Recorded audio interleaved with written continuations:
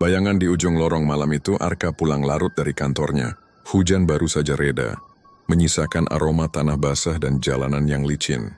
Saat melewati lorong kecil dekat rumah kontrakannya, ia merasa ada sesuatu yang aneh. Lampu jalan redup berkelip-kelip seakan hampir mati.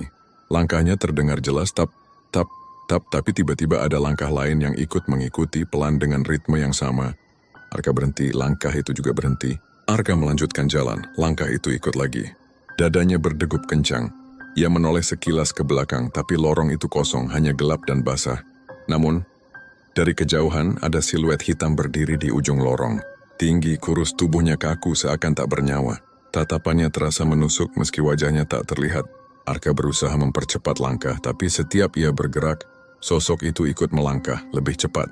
Nafasnya memburu, jantungnya seperti mau meledak, sampai akhirnya ia berhasil keluar dari lorong itu. Jalan besar sudah di depan mata. Ia menoleh sekali lagi untuk memastikan sosok itu masih di sana. Dan benar, sosok hitam itu masih berdiri di ujung lorong. Namun kini senyumnya samar terlihat di kegelapan, seolah menunggu giliran untuk keluar mengikuti. Arka berlari menuju jalan besar, pikirannya penuh ketakutan. Ia tidak peduli sepatu kerjanya becek terkena genangan. Begitu mencapai jalan raya, ia langsung menoleh. Sosok itu masih berdiri di ujung lorong, tak bergerak, hanya menatap dengan senyum yang semakin jelas. Arka mencoba menenangkan diri. Mungkin cuma bayangan, mungkin cuma halusinasi capek, tapi hatinya menolak, tubuhnya gemetar, dan entah kenapa perasaan itu tetap menempel. Ia sedang diawasi. Sesampainya di rumah kontrakan, Arka segera mengunci pintu rapat-rapat. Ia menyalakan semua lampu, mencoba menepis rasa takut. Tapi saat ia menurunkan tas kerjanya, terdengar suara pelan dari luar jendela. Ketuk, ketuk, ketuk.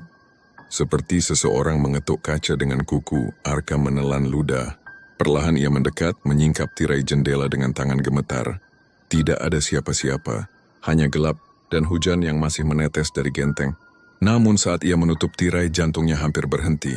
Di kaca jendela, ada bekas tangan basah. 5 jari panjang menempel seperti baru saja ada yang menekan kaca dari luar. Arka mundur, terengah. Ia mengambil ponsel untuk menelpon temannya, tapi layar ponsel tiba-tiba bergetar sendiri, muncul notifikasi pesan baru dari nomor tak dikenal. Pesannya hanya satu kalimat. Kenapa kabur? Aku sudah di depan pintumu. Dan benar saja, beberapa detik kemudian, terdengar suara gagang pintu diputar pelan dari luar. Klik, klik. Arka berdiri kaku, keringat dingin mengalir. Suara pintu itu berhenti lalu hening. Ia berharap itu hanya imajinasinya. Tapi tak lama kemudian,